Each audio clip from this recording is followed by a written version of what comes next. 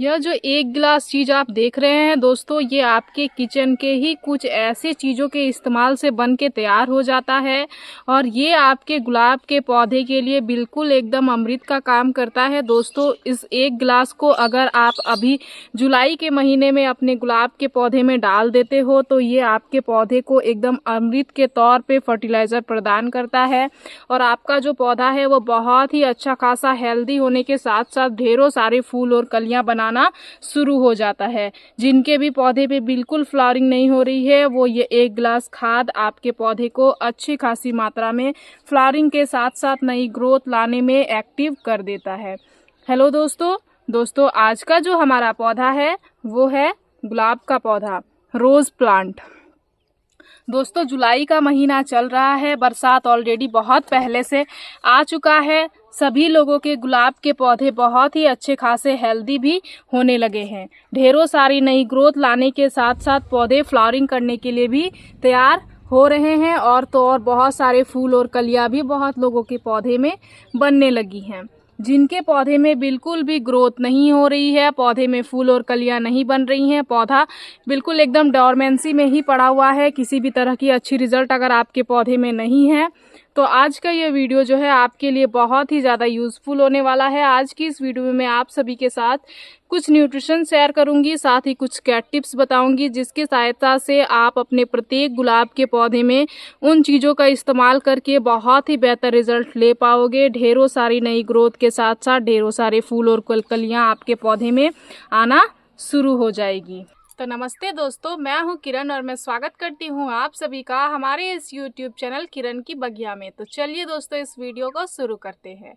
गुलाब के पौधे की जो है दोस्तों, ये एक बहुत ही ज़्यादा सबसे पहले सेंसिटिव पौधा होता है, बहुत ही ज़्यादा केयरिंग प्लांट होता है। हमें अपने गुलाब के हर एक पौधे की, चाहे वो ग्राफ्टेड पौधा हो, बीज से लगाया पौधा हो, कटिंग से लगाया पौधा हो, हाइब्रिड पौधा हो, देसी पौधा हो, चाहे कोई भी पौधा हो, सभी पौधे की हमें बहुत ही अच्छे से केयर करनी पड़ती है।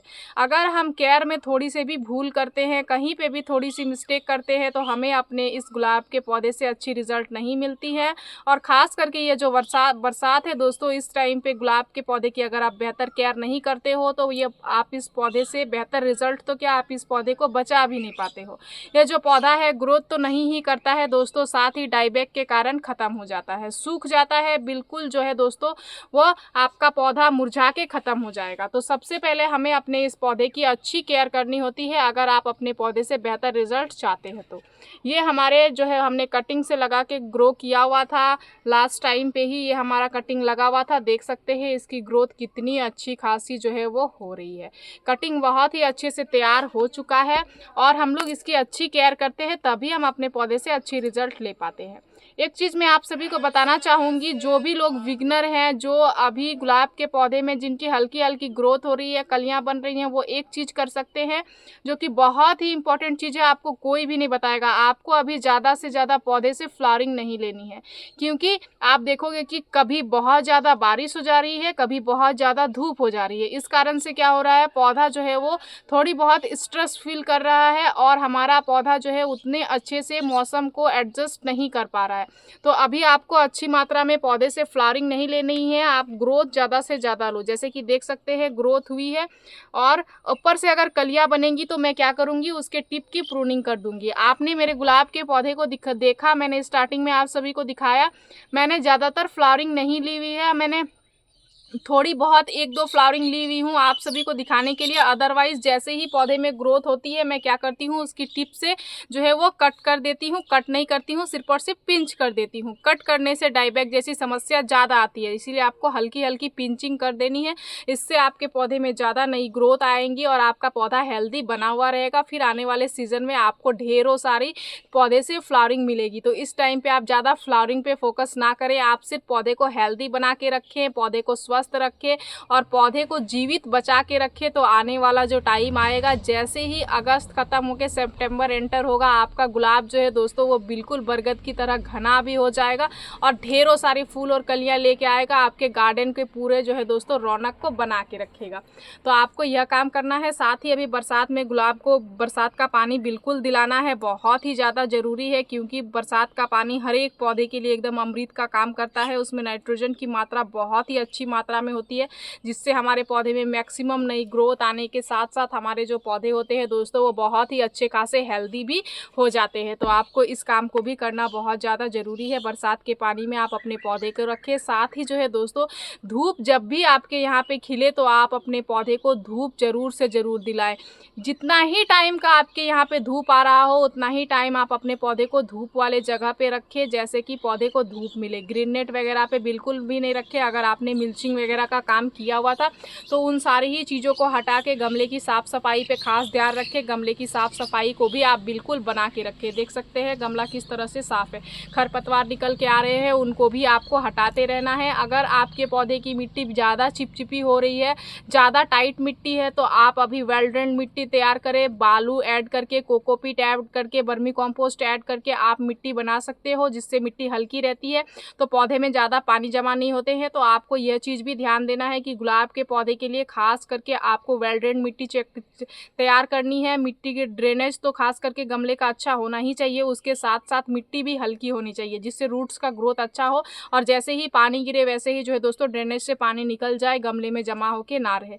तो ये जो कुछ कैट टिप्स थे इनको बताना बहुत ज़्यादा ज़रूरी था, क्योंकि बहुत सारे बिगनर्स भी हमारे वीडियोज़ को देखते हैं, तो उनके लिए ये सारी चीज़ें जानना ज़रूरी होता है। सिंपल सा खाद देने से हमें अपने पौधे से अच्छी रिजल्ट नहीं मिलती है, और भी बहुत सारी चीज़ों पे ध्यान देना होता है, तभी हम अपने पौधे से बेहतर रिजल्ट ले पाते हैं। तो इसके लिए जो है दोस्तों मैंने आप सभी को यह सारी चीज़ें बता दी हुई है। आपको सबसे पहले इन कामों को करना है, उसके बाद जो है दोस्तों मैं आप सभी को बताऊंगी अब आपके पौधे के लिए खाद। तो जिनके भी पौधे हेल्दी है, पौधे में बहुत ही अच्छी खासी मात्रा में फ्लावरिंग हो रही है या फिर ग्रोथ हो रही है, उनको देना है यह सिंपल सा लिक्विड सा खाद, ये जो हमने बना के तैयार किया हुआ है। सिंपल से हमारे जो है वो किचन की चीज़ों से ही बन के तैयार हो जाता है, और इसमें बहुत ही अच्छी खासी मात्रा में नाइट्रोजन, पोटेशियम, फास्फोरस, मैग्नीशियम जैसे पोषक तत्व पाए जाते हैं। आप सभी को पता होगा नाइट्रोजन के कारण ही हमारा जो पौधा होता है दोस्तों वो इस तरह के हेल्दी नई नई सूट्स लेके आता है।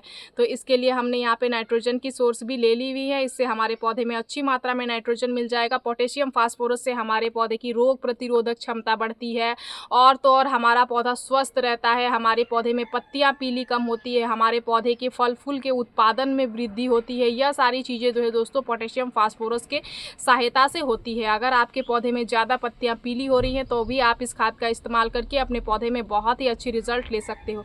साथ ही मैग्नीशियम की सहायता से जो है दोस्तों हमारे पौधे की जड़ों की ग्रोथ बहुत ही हेल्दी तरीके से होती है, और तो और पौधा प्रकाश संश्लेषण बेहतर तरीके से कर पाता है। तो इसके लिए जो है ये एक हमने प्रॉपर सा खाद बना के तैयार कर लिया हुआ है। देख सकते हैं आप यह किस चीज़ से बना हुआ है, कैसे बना है, ये मैं आप सभी को चलिए आगे बताती हूँ। सिंपल सा आज का हमारा जो खाद जिस चीज से बन के तैयार हुआ है दोस्तों वो आप देख पा रहे होंगे, वो है ये चीज। ये सिंपल सी आपके किचन में मिलने वाली कॉमन सी चीज है दोस्तों। जैसे कि मैंने आप सभी को स्टार्टिंग में ही बताया, ये जो है दोस्तों ये क्या है, आलू। ये इस आलू से ही हमारा जो खाद है वो बन के तैयार हो जाएगा, और इस आलू में ही इतने सारे पोषक तत्व पाए जाते हैं जो हमारे पौधे को अनेकों तरीके से फायदे पहुंचाते हैं। आप आलू के छिलके को सुखा के जो है दोस्तों वो पाउडर बना के अगर रखे हो तो 2-2 चम्मच करके अपने प्रत्येक गुलाब के पौधे में डाल के बहुत ही अच्छी खासी रिजल्ट ले सकते हो। लेकिन अभी जो है दोस्तों वो बारिश का टाइम है तो उतनी अच्छे से जो है वो सूखते नहीं हैं। जो भी जहाँ आलू के छिलके को सुखाएंगे या फिर केले के छिलके को सुखाएंगे तो वो अच्छे से सूख नहीं पाते। तो इसके लिए हमने आज एक लिक्विड खाद तैयार किया हुआ है। हमारे यहाँ पे लगभग 2 दिन से बारिश बंद है, गमले की मिट्टी बहुत ही अच्छे से अब सूख चुकी है, तो अभी पौधे में खाद देने का बेहतर समय आ गया है।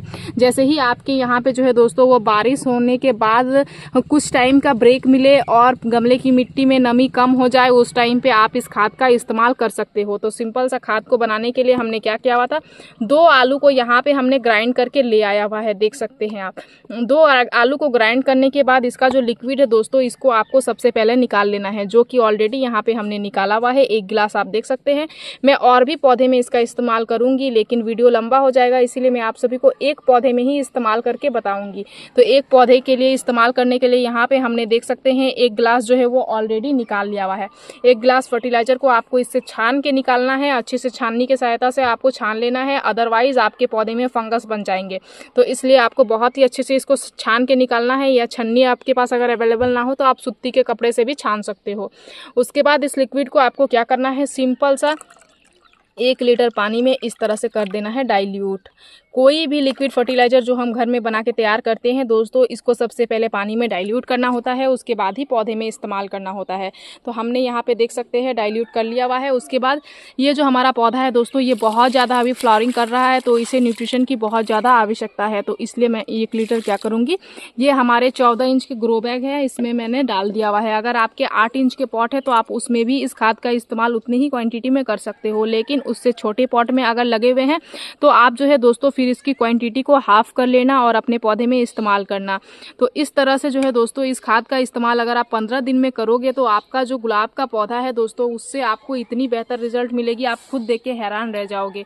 बिल्कुल ऑर्गेनिक से खाद है, नेचुरल से खाद है, पौधे में किसी भी तरह की कोई भी खराबी लेके नहीं आते हैं, हमारे पौधे में बहुत ही बेहतर रिजल्ट ही लेके आते हैं। तो सिंपल से खाद को घर के में बनाना है, ना तो 1 रुपए की खर्च है और ना ही कुछ है, बस थोड़ी सी मेहनत लगेगी, लेकिन पौधे में गारंटी के साथ बहुत ही अच्छी खासी रिजल्ट आएगी। मैंने तो अपने पौधे आप सभी के साथ शेयर कर ही दिया है दोस्तों, देख सकते हैं मेरे हर एक पौधे का रिजल्ट बहुत ही प्यारा और बहुत ही सुंदर है। सभी जगह से ढेरों सारे फूल और कलियां भी बनना शुरू हो गए हैं। तो इसी तरह से जो है दोस्तों आपको भी नेचुरल तरीके से अपने पौधे में खादों का इस्तेमाल करना है, घर में ही खाद बनाना है और पौधे में देना है और बहुत ही बेहतर रिजल्ट लेना है। तो मेरी इस आलू से बनी हुई खाद से जुड़ी जानकारी अगर आप सभी को अच्छी लगी दोस्तों, तो मेरे इस वीडियो को लाइक शेयर कमेंट जरूर कीजिएगा। अगर आप इस वीडियो के माध्यम से हमारे चैनल पे नए आए हैं तो प्लीज़ हमारे चैनल को सब्सक्राइब कर दीजिएगा, बेल आइकन जरूर प्रेस कर दीजिएगा, ताकि हमारी जो भी न्यू वीडियोज़ आएंगे उनके नोटिफिकेशन आप सभी को मिल जाएंगे।